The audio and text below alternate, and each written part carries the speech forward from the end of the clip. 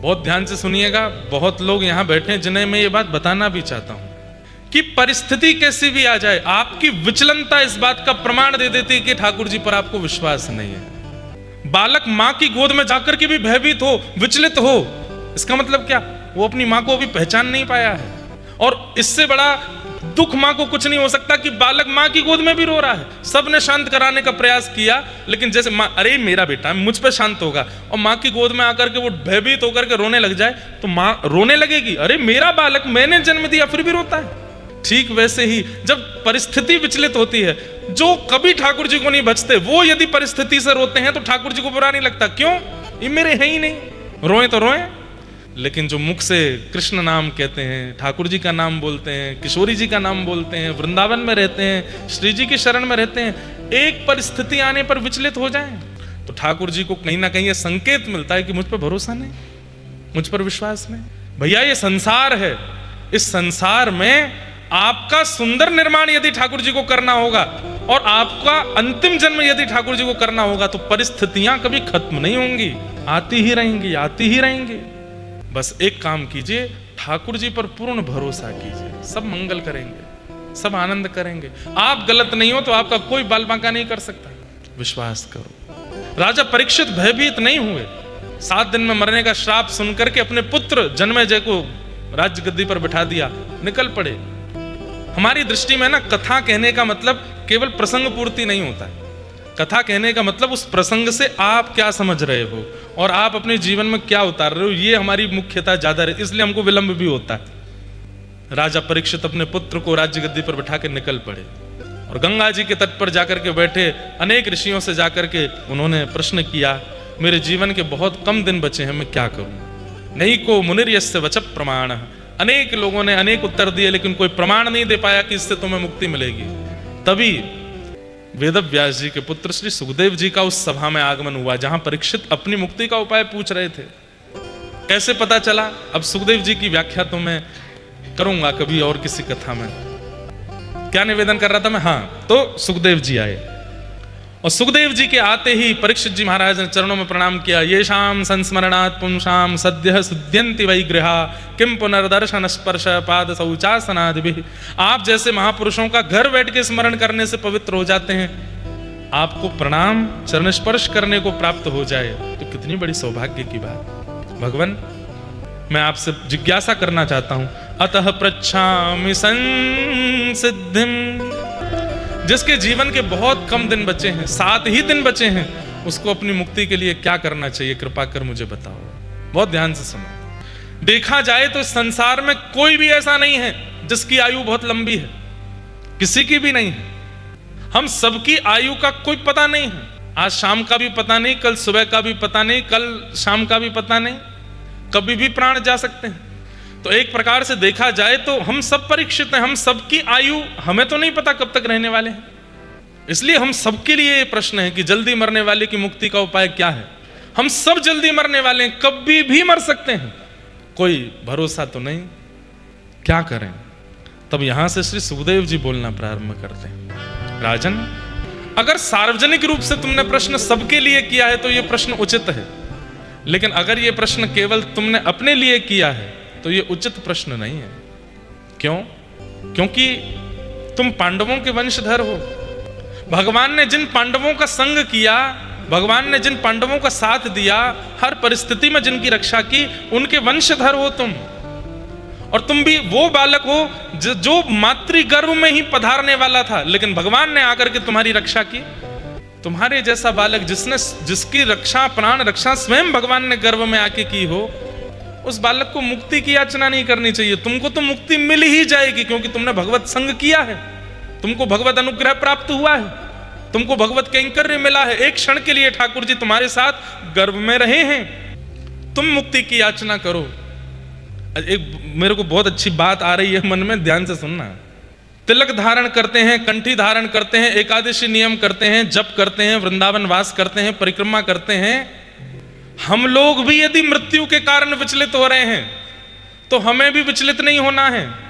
हमारे लिए भी यही उत्तर शुक्राचार्य जी कह रहे हैं कि भाई तुमने सिर पर ऊर्ध्वपुंड लगाया है, गले में कंठी पहनी है, धाम वास करते हो, एकादशी करते हो, मुक्ति तो तुमको मिल ही जानी है, फिर इतने घबरा क्यों रहे हो? मुक्ति तो हम सबको प्राप्ति हो जानी है। कुछ मत करो, नित्य तिलक धारण करे रहो, मुक्ति तब भी हो जाएगी। कंठी पहन करके रहो तब भी मुक्ति हो जाए। भक्तमाल जी कंठ में धारण कर लो तो भी मुक्ति हो जाएगी। धाम में रहने लगो तो भी मुक्ति हो जाएगी। नित्य किशोरी जी का नाम गान करने लगो, मुक्ति तो तब भी हो जाएगी। पर मुक्ति प्राप्त करना मेरा उद्देश्य नहीं है। जो भगवत परायण भक्त हैं उनको मुक्ति की याचना नहीं करनी चाहिए, मुक्ति तो मिल ही जानी है। अभी हम जितने लोग पुरुषोत्तम मास में कथा सुन रहे हैं यमुना जी के तट पर, अधिकस्य अधिकम फलम, अधिक में एक कथा सुनने का कम से कम 1000 कथा सुनने का फल मिल जाएगा। एक कथा से कोई व्यक्ति 1000 कथा सुन ले उसको मुक्ति नहीं मिलेगी, मुक्ति तो मिल जानी। फूलने मत लग जाना इस बात पर, कहीं अभिमानी मत हो जाना कि अब तो हमें मुक्ति मिल जाएगी। नहीं, मुक्ति तो मिल ही जानी है। ये तो हम सब दावे से हैं कि हम सबको तो भगवत मुक्ति मिलनी है। गोलोक धाम मिलेगा, वैकुंठ मिले, साकेत मिले, कुछ मिलेगा। लेकिन हमारा साफल्य मृत्यु के बाद भगवत दर्शन में नहीं है। हमारा साफल्य तो जीते जी भगवत दर्शन में है। जब तक श्वास चले तब ठाकुर जी का अनुभव हो। किसी भी आचार्य ने, किसी भी भक्त ने, किसी भी परम भक्ता ने मृत्यु के बाद अनुभव की अभिलाषा नहीं रखी है। जब तक श्वास चल रही है, जीव बोल रही है, कान सुन रहे हैं, आंख देख रहे हैं, हाथ चल रहे हैं, पैर चल रहे हैं, इस अवस्था में संसार में ठाकुर जी को देख के जाना। मृत्यु के बाद तो दिखेंगे, ये तो निश्चित है। पर सचल ठाकुर जी का दर्शन करना है, उनका अनुभव करना है, उसके लिए हम यहां आए हैं। वही बात यहां पर शुक्राचार्य जी परीक्षित जी को समझा रहे हैं। परीक्षित, मुक्ति तो तुमको मिल जानी है, और बाय चांस ना भी मिल रही हो, 7 दिन बचे तुम्हारे पास, मैं 7वें दिन अंतिम क्षण में भी आ जाऊंगा और तुम अंतिम श्वास भी ले रहे होगे, उस समय भी यदि तुम्हारे कान में नाम सुना दूंगा तो भी मुक्ति मिल जाएगी। क्योंकि योगिनाम नृपनिर्णीतम हरेर नामानुकीर्तनम, अंतिम श्वास में भी यदि हरि नाम सुन लिया जाए तो भगवत प्राप्ति।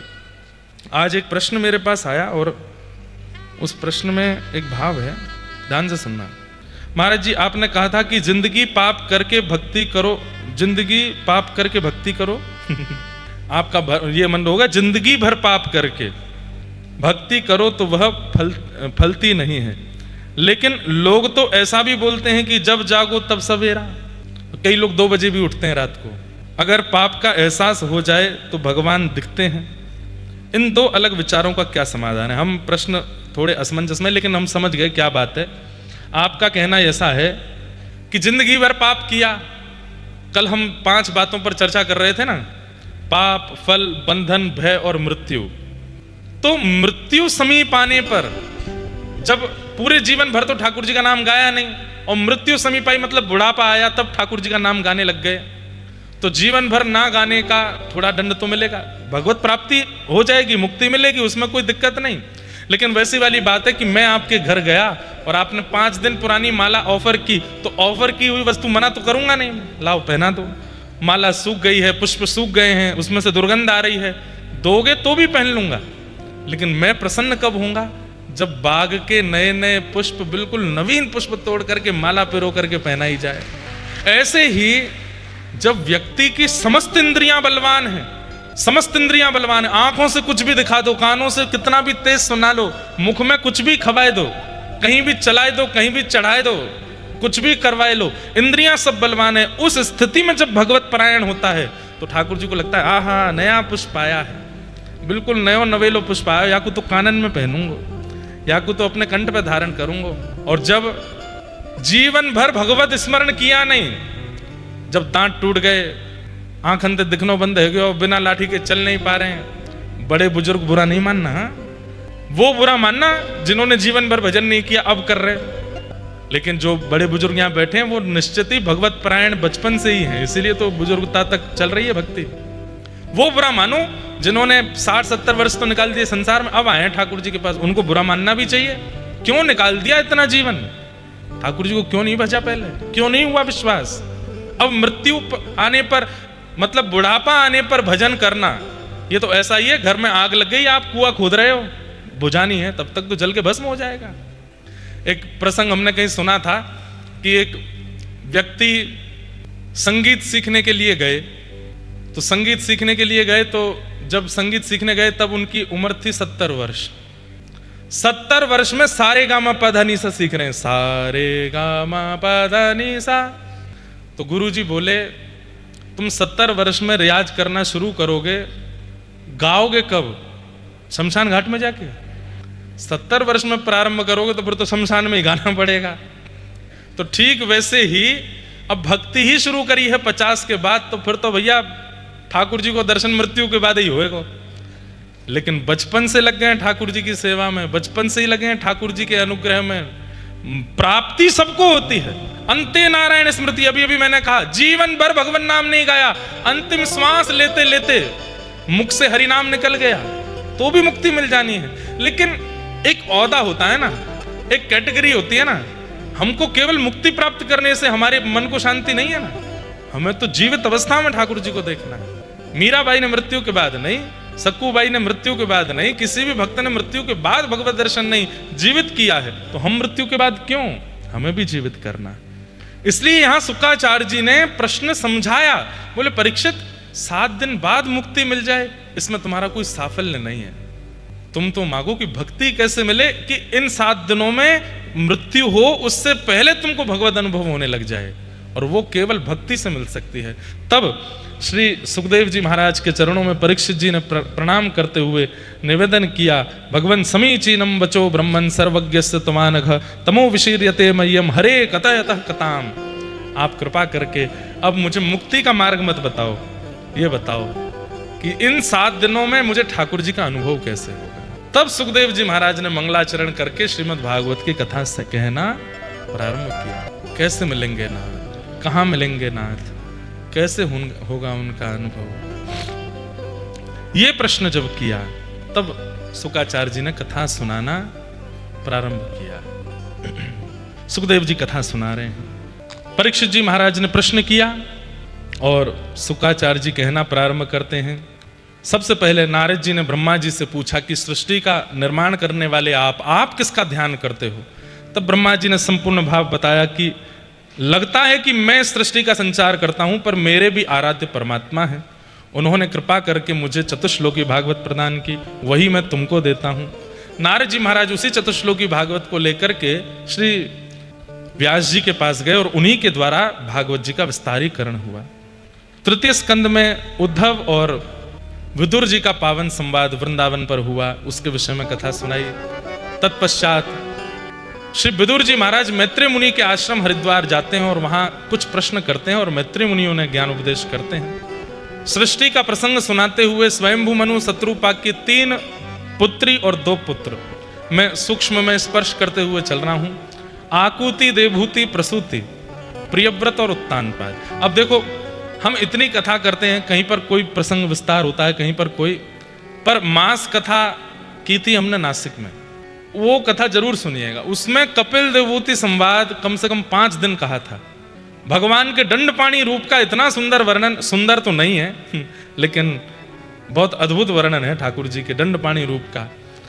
देवभूति माता का कर्दम ऋषि के साथ में विवाह हुआ और इनके यहाँ पहले 9 पुत्रियों ने जन्म लिया। 10वें पुत्र के रूप में भगवान कपिल प्रकट हुए।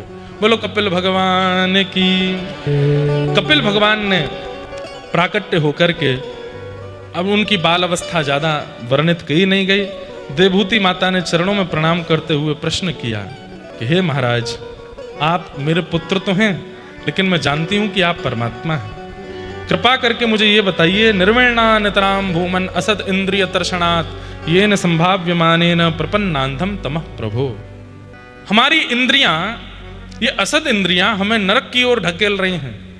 इनकी इच्छा पूरी करते करते मैं हार चुकी हूं। वैसे ही प्रसंग इतना अद्भुत है, इसका विस्तार करने का बहुत मन होता है, क्योंकि भक्त परायण, भगवत परायण जितने भी यहां बैठे हैं, सबको समझने वाली बातें। हम अपनी इंद्रियों को तृप्त करते करते करते करते पूरा जीवन निकाल देते हैं, पर ये इंद्रियां कभी तृप्त नहीं होती। आंखों को कितनी भी सुंदरता दिखाओ, जीव को कितना भी बढ़िया खवाओ, कानों को कुछ भी सुना दो, अंगों को कुछ भी पहना दो, लेकिन ये कभी तृप्त नहीं होते। लेकिन आप देखोगे, हमारे व्रज के रसिकों के दर्शन करो, संतों के एक जैसा पहनावा, एक जैसा तिलक चंदन, एक जैसे जटाजूट, सालों से आप एक ही अवस्था में उनको देखोगे और वो तृप्त भी हैं। हम क्यों नहीं होते? फिर हमारी तृप्ति क्यों नहीं होती? हमारी इंद्रियों को रोज नया नया नया नया नया क्यों चाहिए? यही प्रश्न देवभूति माता भगवान कपिल से कर रही हैं। तब कपिल भगवान उत्तर देते हुए कहते हैं, संगति बिगड़ी होने के कारण हमारे तन के आसपास जैसी व्यवस्था होती है, तन वैसा बनता चला जाता है। आध्यात्मिक योग जीवन में ना होने के कारण हमारा जो तन है, हमारी जो इंद्रियां हैं, इनकी इच्छाएं प्रकट होती रहती हैं। पर यही तन यदि किसी साधु का संग करने लगे, भक्त का संग करने लगे, धाम निवास करने लगे, नित्य भगवत भजन करने लगे, तो धीरे धीरे इंद्रियों की इच्छाएं समाप्त होने लगती हैं। गोस्वामी तुलसीदास जी विनय पत्रिका में एक पद गाते हैं, राम जी मीठे नहीं लगे हैं, राधा नाम मीठो नहीं लगो है। कृष्ण नाम हम गाते हैं मीठे रस से भरोरी राधा, नाचने के लिए गाते हैं, नृत्य करने के लिए गाते हैं, आनंद करने के लिए गाते हैं। पर राधा नाम जिस दिन मीठो लग जाएगा, बाद ना कोई कहे लो घेवर खाओ, घेवर ने चकवे के बाद कहोगे ठीक है, पर जो स्वाद श्री किशोरी जी के नाम में वो थोड़े ही है। यहाँ ताली आपने बजाई है, पर इसका कोई औचित्य नहीं था। ये बात समझ में आवे तो आपकी बात है। अब कथा प्रिय लग रही है, कथा अच्छी लग रही है, लेकिन अभी हल्ला हो जाए, बंबई का कोई बहुत बड़ा फिल्म सितारा बाहर आकर के खड़ा है, वैसे तो नहीं भागोगे हैं, कई लोग भाग जाएंगे। क्यों? कथा अभी मीठी नहीं लगी। वृंदावन मीठो नहीं लगो है। वृंदावन मीठो लग जाएगा तो फिर और कहीं मन ही नहीं लगेगा, और कहीं चित्त ही नहीं लगेगा, और कहीं भाव ही नहीं आवेगा। ठाकुर जी कह रहे हैं इंद्रियां विचलित क्यों रहती हैं? क्योंकि हमने संग बिगाड़ रखा, और संग केवल मानव का नहीं होता। गलत लोगों के बीच में रहोगे तो भी आपका मन तो बिगड़ेगा ही। पहनावा, उढ़ावा, खान पान, रहना सहना, सब कुछ आपके संग को दर्शाता है। अभी मान लो कल हम बढ़िया हेयर कट करवा लें अपना, और ये ऐसे यहाँ खड़े करवा लें इन बालों को जेल वेल लगा करके, यहाँ से पूरा साफ करवा लें, और बीच में यहाँ खेती करवा लें पूरी यूं, और यहाँ से महाराज भौन एक ने कटवा लें, और यहाँ पे एक बाली पहन लें, उल्टे सीधे करते श्रृंगार लोग। उसके बाद मैं यहाँ बैठ करके कीर्तन करूँ, कितना विचित्र लगूंगा, कथा करूँ कितना अजीब लगूंगा। आपके मन पर बिल्कुल फर्क नहीं पड़ेगा। क्यों? संग दोष। संग केवल व्यक्ति का नहीं होता है, पहनावे, उढ़ावे, चाल चलन, सबका संग। पूज्य गुरुदेव भगवान भी विराज रहे हैं यहाँ पे। आज तक आपने इसी भेष में ही देखा होगा गुरु जी को। काला पटका पहनते हैं, बगलबंदी पहनते हैं, लांग वाली धोती पहन। हम तो घर में रहते हैं, कभी हमने तहमत वाली धोती में गुरुदेव को नहीं देखा। रात्रि में शयन के समय तो भी पहनते हो, हमेशा लांग लगा के धोती पहनते। ये संग है, इसी के कारण संयम है। आज भी 3 बजे, 3:30, 4 बजे सुबह उठ जाना है, चाहे दुनिया इधर से उधर हो जाए। वृंदावन में अधिक मास की भीड़ लगी है, फिर भी जाएंगे। कितनी भी गर्मी पड़ रही हो फिर भी जाएंगे, वर्षा हो रही हो फिर भी जाएंगे। अपना नियम करना है, अपना क्रम करना है। हम कथा करते हैं 2.5-3 घंटा, बहुत मन लग जाए तो 3.5-4 घंटा। पहले दिन में यहाँ कथा विश्राम करके गया, 5 घंटे हो गए कथा कर रहे थे वहां, 5 घंटे से कथा सुना रहे थे, एक एक विषय। कैसे हो सकता है? ये संयम कहां से आया? संग से। वस्त्रों का भी बहुत बड़ा प्रभाव पड़ता है। आप कैसे केश रखते हो, कैसा मुख रखते हो, कैसे वस्त्र पहनते हो, कैसे हाथ पैर रखते हो, किस प्रकार का भोजन करते हो, किस प्रकार का जल पीते हो, कैसे व्यक्ति का संग करते हो, सबका प्रभाव आपके मन पर होता है। इसलिए हमारे व्रज के कई आचार्य कहीं पानी नहीं पिएंगे, अपना पानी संग लेके चलते हैं। कहीं भी नहीं बैठेंगे, अपना आसन संग लेके चलते हैं। कुछ भी नहीं पहनेंगे, अपने वस्त्र पहनते हैं जो उनके नियमित वस्त्र हैं। श्वेत हैं तो श्वेत, पीले हैं तो पीले, केसरिया हैं तो केसरिया। क्योंकि इसका प्रभाव मन पर पड़ता है, इसका प्रभाव मन पर होता है। इसलिए ठाकुर जी कह रहे हैं आध्यात्मिकता प्रकट करने वाली परिस्थिति में रहने लग जाओ, ना आपको दुख का अनुभव होगा ना सुख का अनुभव होगा, आनंद में रहोगे, फिर आनंद में ही रहोगे। मैया दूसरी बात आपने कहा कि मेरी इंद्रियां जो हैं ये असद हैं ना, इंद्रियों को दोष मत दीजिए। आंख, नाक, जीव, कान, हाथ, पैर, मुख, गुप्त इंद्रियां, इनको दोष बिल्कुल मत दीजिए। शरीर को दोष मत दो कि शरीर मेरा मुझे बिगाड़ रहा ना। बंधन का कारण इस शरीर के भीतर बैठा हुआ चित्त है, मन है। वो मन आपको मिला तो था सेवा करने के लिए, लेकिन दुष्ट उस मन ने अपने आप को स्वामी बना लिया और आपको सेवक बना लिया है। मन कहता है कहाँ लेके चलो, मथुरा, वृंदावन आए हो मथुरा ले चलो। बोले मथुरा में क्या करोगे? द्वारिकाधीश का दर्शन। ना, विश्राम घाट के पास बढ़िया कचौड़ी मिलती है, वो खावेंगे। मन कह रहा है, मन कह रहा है चलो वृंदावन धाम चलें। क्या राधा रमन दर्शन करेंगे ना? राधा रमन जी में कुलिया मिलती है, वो खाएंगे। कुलिया के लिए जा रहे हैं। बिहारी जी चलो, बोल क्यों? बिहारी जी का दर्शन ना, बाहर खड़े होकर वीडियो बनाएंगे, बिहारी जी आए थे। देखो गाइस, ये सब कौन करवा रहा है? मन। चेतः खलवस्य बंधाय, बंधन का कारण मन है, शरीर नहीं, इंद्रियां नहीं। अरे मैया, आप जिन इंद्रियों को असद कह रही हो, नेत्र नहीं होते तो मेरे दर्शन कैसे होते? कान नहीं होते तो मेरी कथा कैसे सुनती? जीव नहीं होती तो मेरा प्रसाद कैसे पाती? हाथ नहीं होते तो मेरी सेवा कैसे करती? पैर नहीं होते तो परिक्रमा कैसे करती? यदि ये इंद्रियां नहीं होती, शरीर नहीं होता, तो मैं कैसे मिलता मैया इन इंद्रियों को जो मेरी प्राप्ति कराते हैं? आप असद कैसे कह सकती हो? ये असद नहीं है। असद कौन?